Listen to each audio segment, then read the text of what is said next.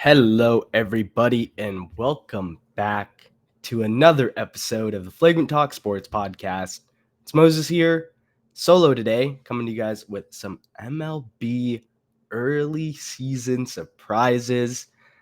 It's crazy. The season is already 3 weeks underway. It feels like the season just started yesterday, but we already have storylines developing. It started out with the man you see on screen at the forefront, Shohei Ohtani and his Dodgers starting perfect 8-0, the first time a World Series champion has done so.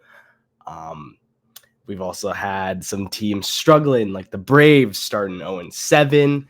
I'll get to them in a bit, but lots of storylines all over the MLB. I'm excited to dive into a couple today. Thank you all for tuning in. As always, we appreciate the support. And without further ado, I'm going to jump straight into the video today. Going to be jumping around the major leagues. Sorry if your team doesn't get talked about as much as another. I'm not hitting every team.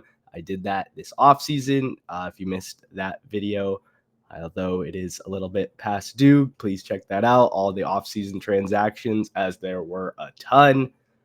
But I'm going to start it off today with a familiar team for me. As you see, I'm wearing a Red Sox shirt. My team just saw them. They won the series. The Toronto Blue Jays, who are currently tied with the New York Yankees atop the AL East. They are on fire.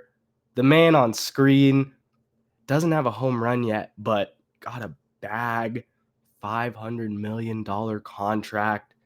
I think it was like 300 something signing bonus up front. Clearly earned, as Vladdy is one of the best hitters in the majors. But this Blue Jays team, man, they are hot early in the season. Their pitching is stellar at the moment. Bullpen has been nails, especially in this most recent series with the Red Sox. They came into Fenway and were on a mission, holding the Red Sox to 3 runs in 3 games. I believe it was just nasty work out of the pen and the rotation. Kind of a Red Sox problem, also a Blue Jays plus. A lot of strikeouts in that series. Red Sox just kind of swinging willy-nilly at things, but got to give props where props is due, and Toronto has earned that so far this season. The trade, although last night kind of a tough stain on Jimenez with a little bit of a bobble, causing the Red Sox to walk it off there in extras. But outside of that, their defense has been stellar. I believe that was their 4th error of the season, which is pretty solid 3 weeks in. Sitting at a solid 8-6 record, as I said, top of the AL East. Zay and I knew this division was going to be one of the best divisions in baseball just because of the talent 1 through 5 in the division. But we did have the Blue Jays on the lower end of this. We thought there were too many question marks with Vladdy not being signed, with Bo Bichette not being signed. One of those things is now done in the rear view. They can now just play ball. We'll see if they can get a deal done with Bo Bichette, but loving the start. If you're the Blue Jays, I'm sure if you're a Toronto fan, you are ecstatic this way into the season. But we're going to jump over to a team who, as I mentioned, started 0-7 this season in the Atlanta Braves. And I'll have to eat some crow here. I thought the Braves were going to be able to, manage without Acuna and Strider, at least to start the season. I have Strider coming back and being my Cy Young favorite, which is a little bit scary after seeing what this team has done so far in the season. But they've played amazing talent at that. They've played the Dodgers. They've played the Padres, 2 of the hottest teams in baseball. So very, very tough for them, missing some star pieces in those key matchups to start the season. Not enough to write them off. There's a ton of baseball left to play, but it's a little bit rocky in Atlanta. They did walk it off last night. Marcell Ozuna cracking a walk-off home run to get the Braves their third win of the season. They are 3-9 now, but that is currently last in the NL East. And considering a couple of the teams, no disrespect, that are young in Washington, the Nationals, and the Marlins, who are kind of also young, but they don't really have as much direction, I would say, at the moment as a Braves, as a Phillies, as a Mets. Definitely a little bit scary if you're a Braves fan to start the season. Their bullpen has shown some strength. It's against the Marlins. They haven't allowed a run. They didn't allow a run in that series. I apologize. They wrapped up the Phillies series last night with that walk-off victory. But got to give credit where credit is due. They're trying to turn things around, and I know that once they get those star pieces back, this team is going to turn it around and make the playoffs. Bookmark that here. You heard it first, but I don't feel like that's a hot take. Another team who has been, I feel like, a little bit under the radar this season, but based on their offseason and what they did, I'm not surprised at the Los Angeles Angels, currently sitting at 8-4, second in the American League West.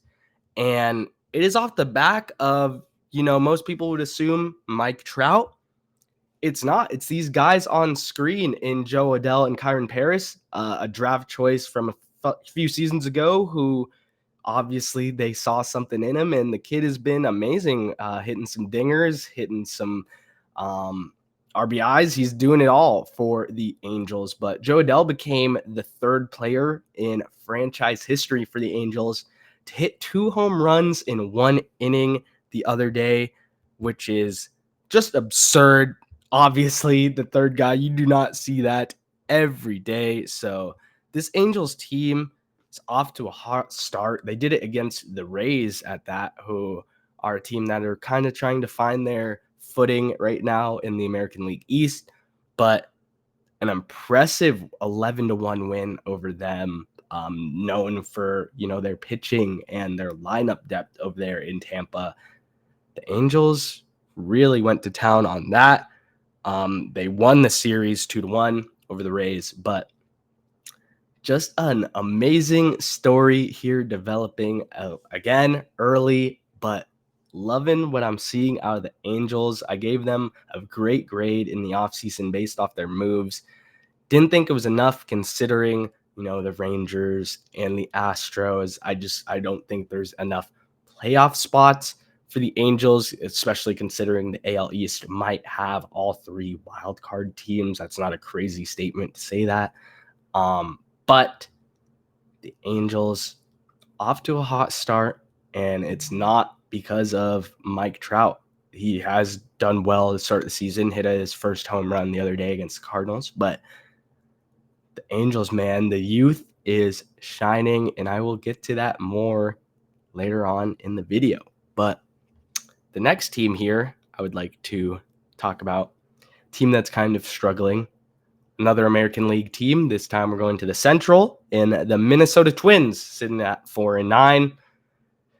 We've talked about this team. The talent is there. This team won the division not too long ago, I believe 2-3 seasons ago. This Minnesota Twins team is just kind of, although the Red Sox are 7-7, strikeouts, man. Strikeouts. It is not the recipe for success in this league. You got to put the bat on the ball. You got to put the bat in play. The ball in play. When that happens, normally good things happen. Something you'll advance the game in some way, and the Twins just haven't been able to do that early on in the season. Sitting at 4-9. Thankfully, they're not last in the Central, because there is a team that is the first team to 10 losses in the major leagues, in the White Sox, who started out 2-0 and have just lost 8 straight, one in their last 10. It has just been a struggle for the White Sox, but the Twins, they're still waiting for Royce Lewis to come back. He has been dealing with some things in the offseason. That'll be a big boost for their offense. But just kind of all around pitching, not really getting it done in Minnesota. Correa, the guy as you see on screen, has been inconsistent to start the season. Again, a lot of baseball. I'm not saying any teams other than the Braves pick. That Braves pick, they're going to make the playoffs. I'm confident in that. A lot of baseball left, but you're thankfully in this AL Central division that, yes, did have 3 playoff teams last season, but right now, all these teams sitting right around just above 500. The Tigers leading it at 7-5. So thankfully, it's not like anyone has run away with the division, at least to start the season. And it's going to be a battle down to the wire in this one. I can guarantee that. But gotta wake up offensively if you're Minnesota and if you're a Twins fan. I would love to hear what Twins fans have to say about this, because it's very interesting. It's not like there's a glaring issue other than the strikeouts, I would say. So very interesting stuff there. But we're gonna jump back to the National League in the San Francisco Giants, who would have guessed the National League West is the best division in baseball at the moment. 2 teams at 10 wins in the Padres and Dodgers. The Giants right here nestled in the middle of those 2 teams at 9-3, currently tied for second with the Dodgers, because although the Dodgers do have 10 wins, they have 4 losses. So they're both 0.5 games back of the 10-3 Padres, who, man, those boys are hot. But speaking of hot, Giants coming off of an amazing win. Red Sox legend, grandson of Yaz, Mike Yastrzemski, hitting a walk-off for the Giants into McCovey Cove the other day. What an electric win for them. They've had a couple extra inning wins this season already, so you got to love to see that. If you're a Giants fan, a little bit of new energy after the struggles last season. And yes, there were a lot of injuries and all that. Thankfully, that hasn't come into play. You know it will during a long MLB season. So we'll see if they can keep up the momentum, keep the guys rolling. The bats have been hot. The base running has been amazing. They're aggressive on the base paths. They're fast. Their defense has been very solid to start the year as well. Pitching, everything just kind of coming together for the Giants, which is probably sweet, sweet music for a lot of you San Fran fans. They're going to need to keep up at this pace if they're going to want a chance at the playoffs, considering the 2 teams in their divisions, and as well as the Diamondbacks, who Zay and I believe were going to be the 3rd team in this division. They're kind of struggling off to a shaky start at 7-6, kind of expected with the changes in the offseason, bringing in a new ace, you could say, if you want to place Burns above Gallen, which I personally would. No disrespect to Zach Gallen, as he is one of the greatest pitchers in the game as well. But just trying to find their footing over there in Arizona. But while they're doing that, the Giants are taking full advantage of their struggles and sitting at an amazing 9-3, 5-1 on the road at that as well. So just doing it in every aspect of the game, home, away, it doesn't matter. The Giants are going to win today, at least for the moment. And to close out the video today, kind of a cop-out, kind of a generic answer. Duh, Moses. There's young players in the MLB every season that shine bright. And yeah, duh, Moses. We're only 3 weeks into the season. But these two guys specifically on screen, Jackson Churiel and Jackson Merrill.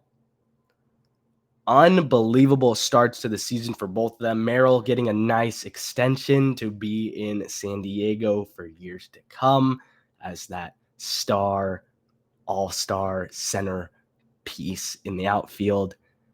And Churio, I believe second in the majors in RBIs behind Aaron Judge after an 0 for 5 strikeout opening day for Churio. Has to be amazing for Brewers fans to see him turn it around. We know the talent that he has. He's shown it since his rookie season last year, and it doesn't look like he's having a sophomore slump, at least early in the season. Other guys as well that not pictured on screen but deserve some conversation. Jacob Wilson of the Athletics, hitting like 400 right now, 3 weeks into the season, which isn't new for him. He did that in the minors last season in his 2 seasons in the minors. My apologies. He averaged 400 in those 2 seasons, which is just absurd. Pitching guys as well doing it their thing. Roki Sasaki finally getting a good start after 2 struggling starts for him to start the year off. It's been really awesome to see the youth shining bright in the majors. Zach Veen, a guy who Zay knows very well, got to watch since he was in high A ball in Spokane, Washington, which is just insane. Getting his first double for the Rockies, and it's just it's really cool to see the passing of the torch, so to speak. Although there's a lot of these, stud all-stars in the league, we have some bright young guys coming up. The future is in good hands, and it's only going to continue to be that way as the skill in this sport just continues to elevate year in, year out.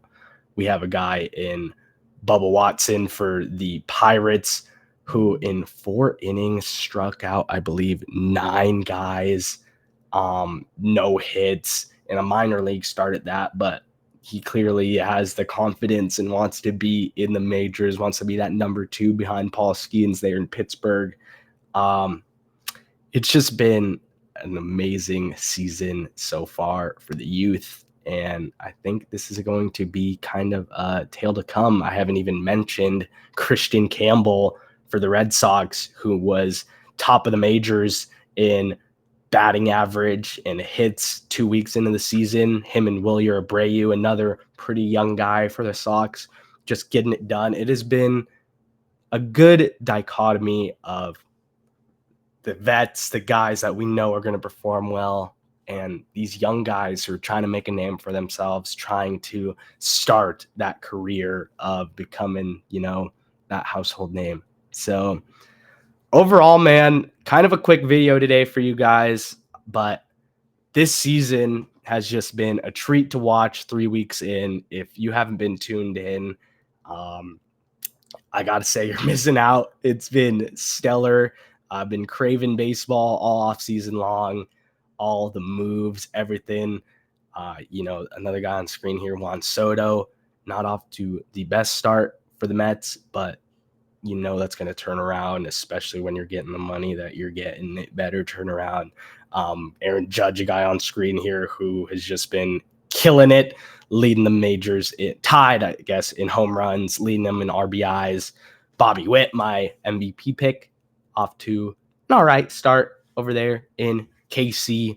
But anyway, guys, I'm going to quit my yapping. I'm going to wrap up the video for today. I appreciate you all tuning in. And before I sign off, you thought I forgot. Song of the pod. And I know you guys probably heard the snippets. And I know my vibe's been all over in music, but that's me, man. I listen to everything. My song of the pod for today is coming off of the new Ken Carson More Chaos album. Trap Jump. That beat is disgusting. Ken is floating on this song. It is just an amazing song. I tried to not listen to any of the snippets because I didn't want anything ruined, and I'm very glad I did. The wait was well worth it for this song. If you haven't heard it, please tune in. That's going to do it for me today, everybody. I hope you have an amazing weekend. Enjoy some stellar baseball throughout the weekend, and we will see you next week with some Zay's got a WrestleMania video coming out. We should have some NBA playoff videos coming out. The NFL draft is getting close. It's an exciting time in sports, although one of our favorites is gone, March Madness, and it hurts me. I can't even talk about it. I'm disgusted by Houston. We got a lot of bright sports ahead of us. So thank you for tuning in. Love you guys and see you next time. Have a good one, everyone. Peace.